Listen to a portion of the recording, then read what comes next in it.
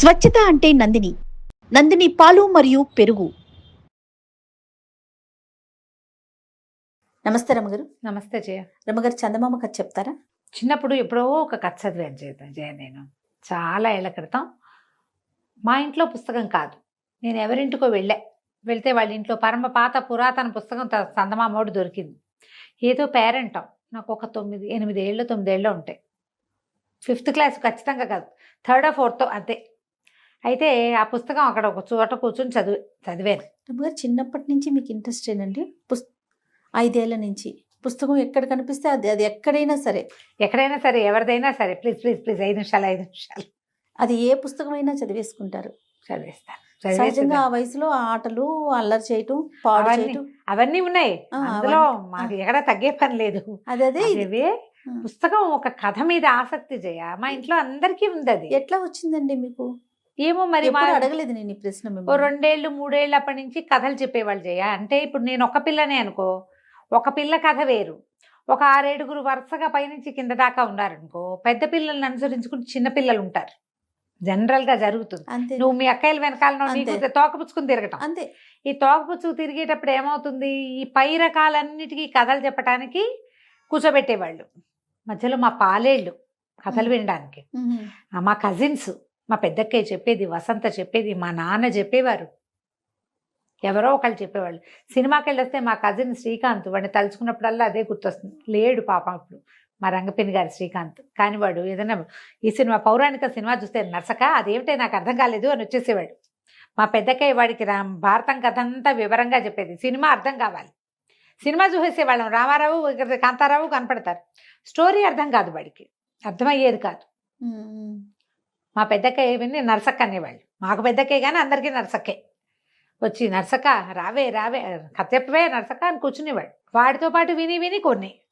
ఇప్పుడు ఈ పెద్ద పిల్లలందరినీ కూర్చోబెడతారు అన్నాలు పెట్టేటప్పుడు కథలు. సాయంకాలం పెందరాళ్ళే పడుకునేవాళ్ళం. కరెంటు తక్కువ, రాత్రిళ్ళు సినిమాల టీవీలో ఏముండేవి.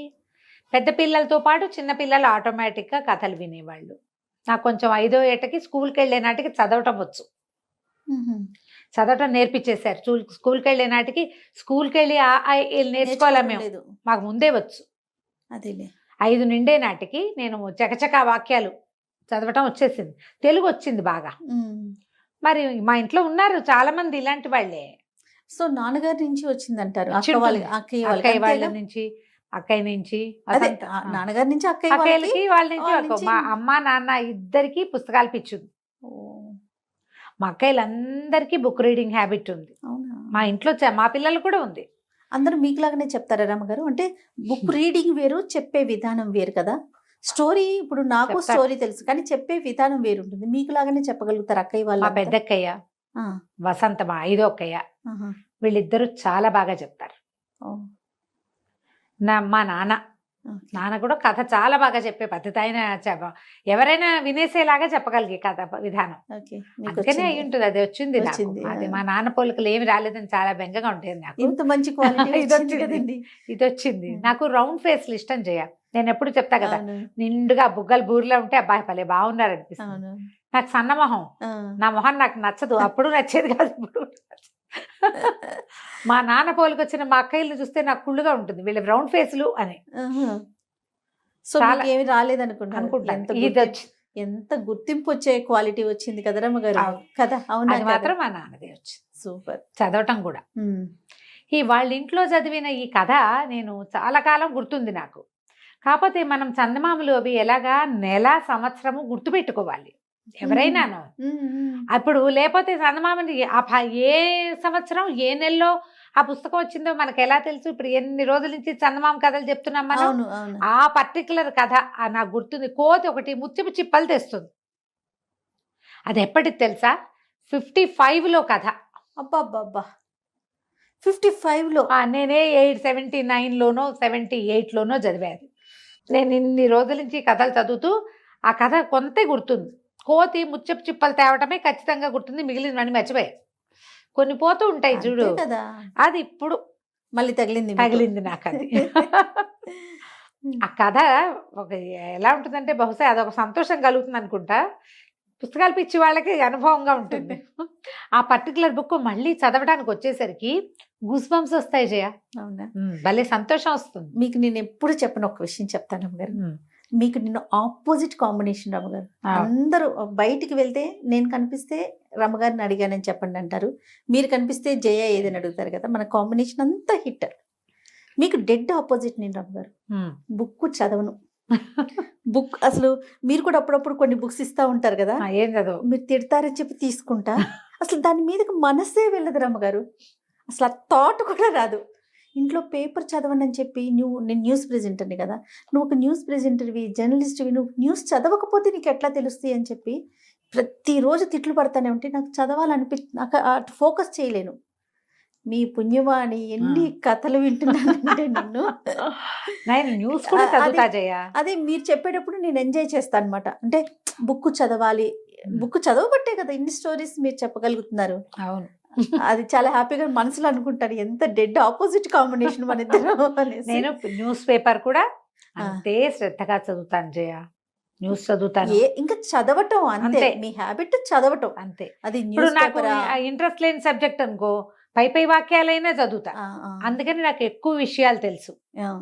చాలా నాలెడ్జ్ ఉండటానికి కారణము ఏమిటో నా విజ్డమ్ తెలివితేటలని అనుకోవద్దు. ప్రధానమైంది దానికి సంబంధించిన కొంత విషయాన్నైనా నేను చదువుతాను. చదవటం చాలా మంచి హ్యాబిట్ కదండి. అదే కదా విషయ పరిజ్ఞానం. అదే పరిజ్ఞానం ఎక్కడి నుంచి వస్తుంది? దీనివల్ల చదవటం. నాకు మీలాంటి గెస్టులు అందరితో మాట్లాడి నేర్చుకుంటాను. నేను చదవటం తక్కువ. నీకు అవసరం ఏముంది ఇప్పుడు జయ? కానీ అట్లా అది కరెక్ట్ కాదు కదా. కరెక్ట్ కాదంటే ఇప్పుడు వింటావుగా, ఒకే విషయం మీద 5-6 గెస్టుల దగ్గర వింటారు మీరు. యాంకర్లకు ఉండే బెనిఫిట్ అదే. నీకు ఎక్కువ పరిజ్ఞానం ఉంటుంది. నా రకం ఒకటి నీకు తెలుసు, అనంతలక్ష్మి గారి రకం తెలుసు, కల్పవల్లి గారి రకం తెలుసు, సత్యవాణి గారి రకం తెలుసు, మధ్యలో మవా శ్రీనివాస్ గారు కూడా ఏదో ఒక రకం చెప్తారు. స్పెషల్ ఇంటర్వ్యూస్ చేసేటప్పుడు మాత్రం కొంచెం నేను హోంవర్క్ చేసుకోవాలి, విషయం తెలుసుకోవాలి కదా. మీరంటే మీరు చెప్తారు, నేను వింటాను. కానీ స్పెషల్ ఇంటర్వ్యూస్ చేసేటప్పుడు మాత్రం విషయం కాస్త వాళ్ళ పరిజ్ఞానం అదంతా చూసుకుంటాను ముందు. అదేలే. పూర్వం అంటే ఒక పల్లెటూరులో ఓ భార్య భర్త ఉండేవాళ్ళు. ఏదో చిన్న సామాన్యమైన కుటుంబం. వాళ్ళకు ఒక్క కొడుకు ఉండేవాడు. వాడి పేరు రంగడు. వాడిని ఊళ్ళో అందరూ నిద్రమోహన్ రంగడు అంటారు. అయ్యో, ఈ నిద్రమోహన్ రంగడు ఎప్పుడు నిద్రపోతూ ఉంటాడు. భర్తకి ఇష్టం, ఏ పని చేసేవాడు కాదు, మొద్దుగా ఉండేవాడు. వాళ్ళకి లేక కలిగాడు అబ్బాయి.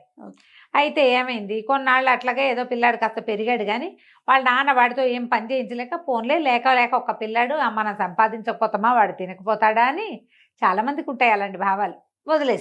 వదిలేస్తే వాడు అలాగే హాయిగా పడుకుంటూ ఉంటాం. వాళ్ళ అమ్మ లేవరా అన్నం తిందుగానే అంటే లేచి కాసేపు అటు ఇటు తిరిగి అబ్బా మళ్ళీ బతకంగా ఉందని కాళ్ళు చాపుకు పడుకుని ఇంతే. కొన్నాళ్ళకి తండ్రి గతించాడు.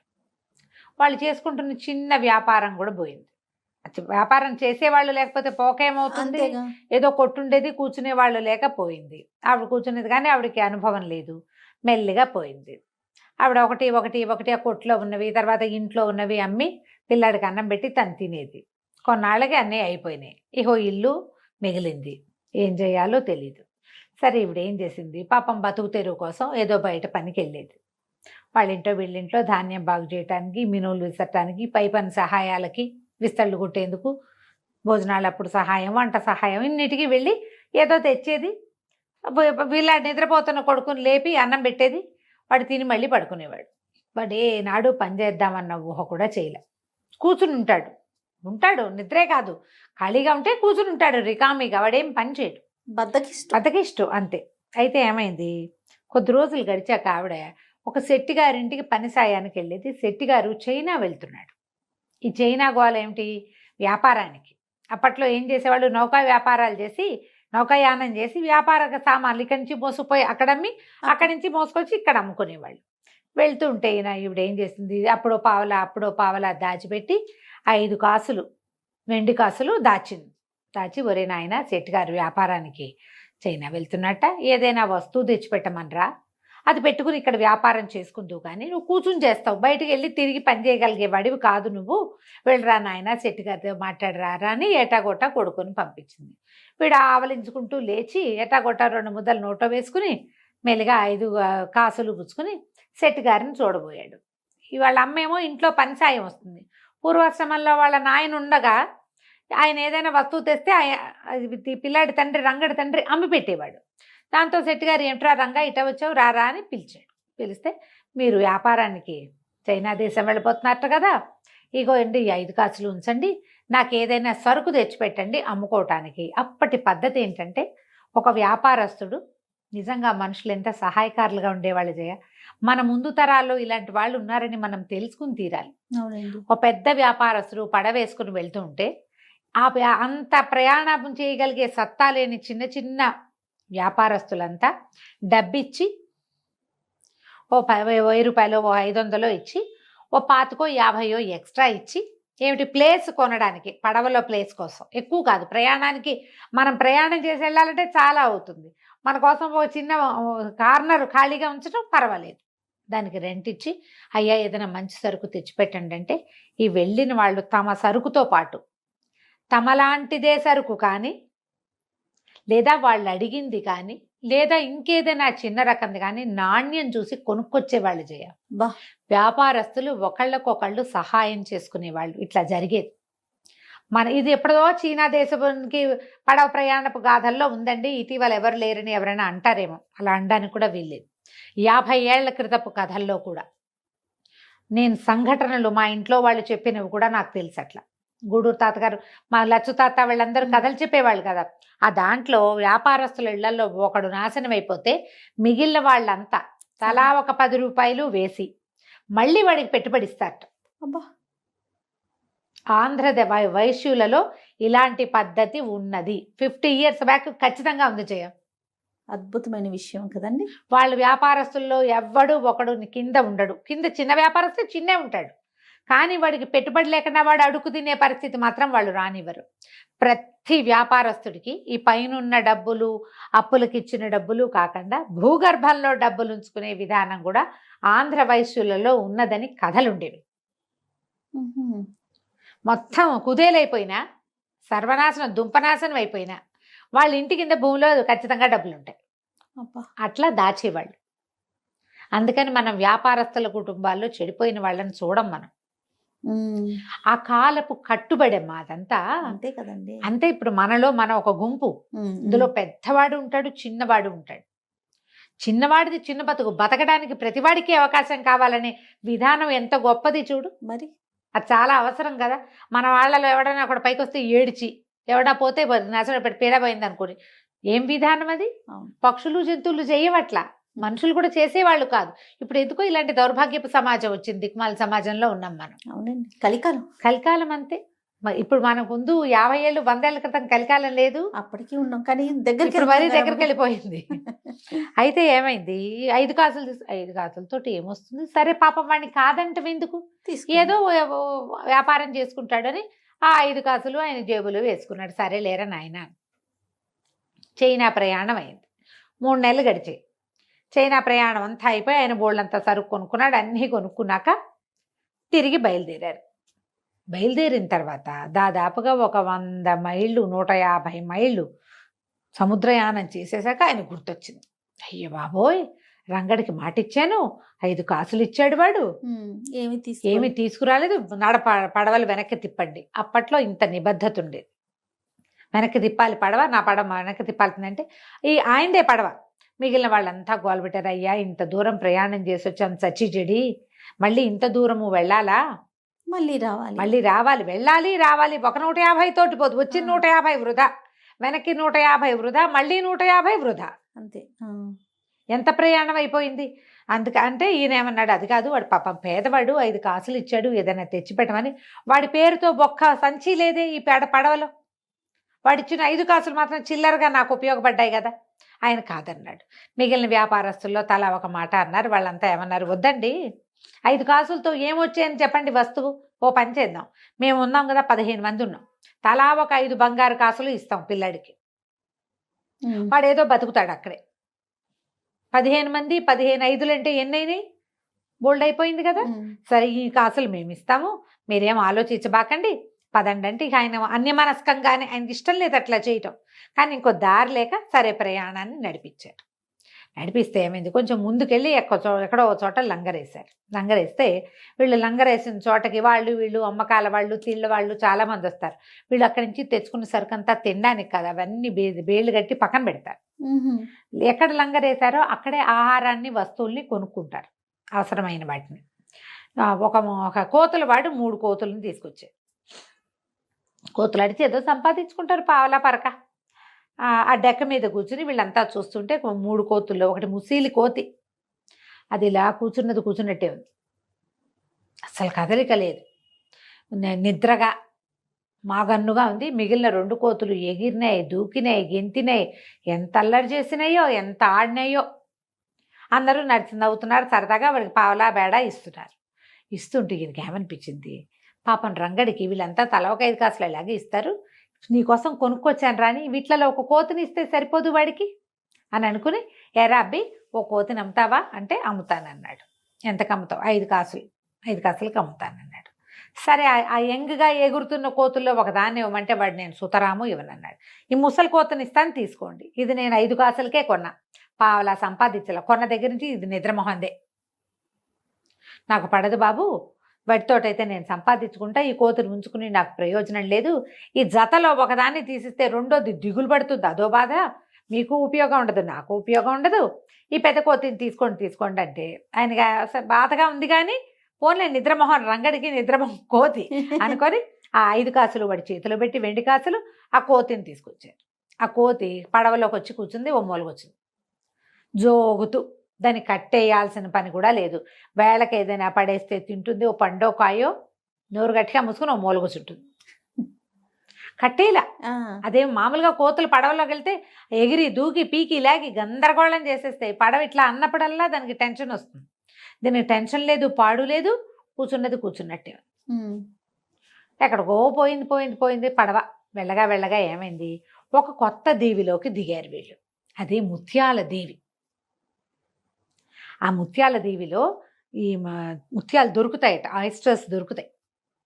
ఈ పడవలో ఉన్న వ్యాపారస్తుల పని వాళ్ళంతా అయ్యగారు ముత్యాలు తెస్తామని దూకుతున్నారు. వీళ్ళందరూ మాట్లాడుతుంటే ఆ నిద్రమోహంగా ఉన్న కోతి కళ్ళు తెరిచి చూసేసరికి దాని చుట్టుపక్కల చూడగానే ఒక ఉత్సాహం వచ్చేసింది, పరిగెత్తుకుంటూ వెళ్ళి సముద్రంలో దూకేసింది. అది ఈ నిర్ఘాంతపాడు వ్యాపారస్ అయ్యో కోతి దిందుంపదేగా, కూర్చున్నట్టే అది పరిగెత్తేసిందే అనుకున్నాడు.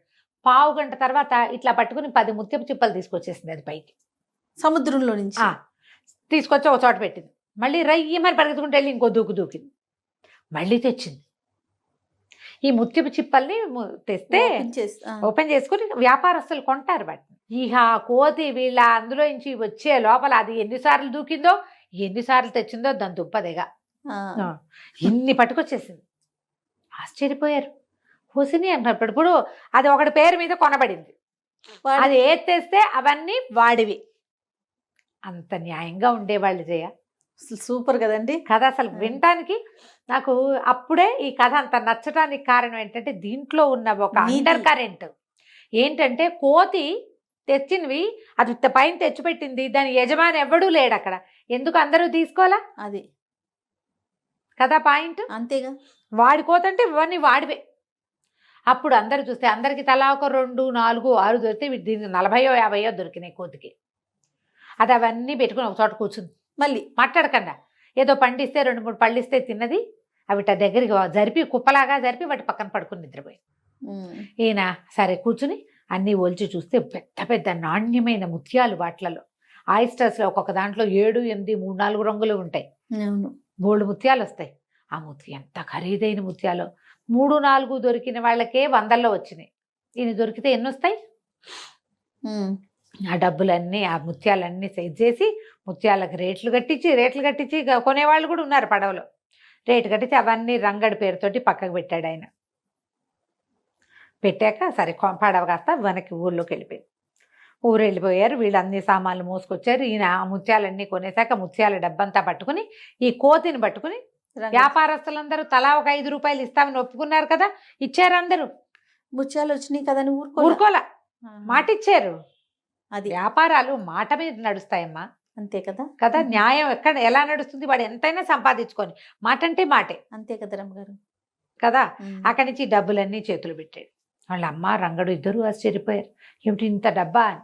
అప్పుడు ఆయన చెప్పాడు, ఒరే నీలాగా నేను నిద్రమోహందిరా ఇది, కానీ ఆ ముత్యపు దీవికి దగ్గరికి వెళ్ళేసరికి దానికి ఉద్రేకం వచ్చింది. అసలు సంగతి ఏంటంటే అది ఆ ముత్యాల దీవికి సంబంధించింది ఆ కోతి. అక్కడ ఒక బెస్తవాడు దీన్ని చేరదీసి పెంచి దానికి ముత్యపు చిప్పలు ఏరుకు రావడానికి తర్ఫీదిచ్చాడు. క్రమంగా ఎప్పుడో ఆ ముసలివాడు చనిపోయేసరికి ఈ కోతులు ఆడించే వాళ్ళు ఎవరో పట్టుకుని తీసుకుపోయారు. ఓహో. అది ఎక్కడికి వెళ్ళినా ఏ పని రాదు దానికి, ఎవరి దగ్గర ఏ ఆట నేర్చుకో. ఎందుకంటే దానికి ఏం తెలుసు, సముద్రం తగలంగానే ఒక్క ఎగిరెగిరి అందులో దూకటం. ఆ ముత్యపు చిప్పల వాసన ఒక ప్రత్యేకమైన నాచు వాసన వస్తుంది.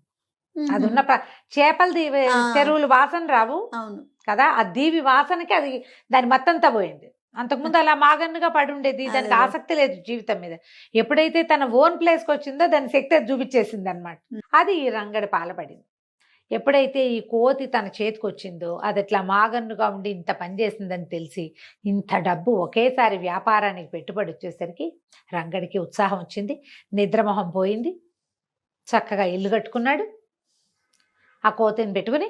తర్వాత ఎన్నిసార్లు వాడు ఆ ద్వీపం మీదకి వెళ్ళాడు. వెరీ సూపర్ గా ముత్య చిప్పలు బ్రహ్మాండమైన ముత్యాల వ్యాపారస్తుడిగా స్థిరపడిపోయాడు. కథ కంచికి మనం ఇంటికి.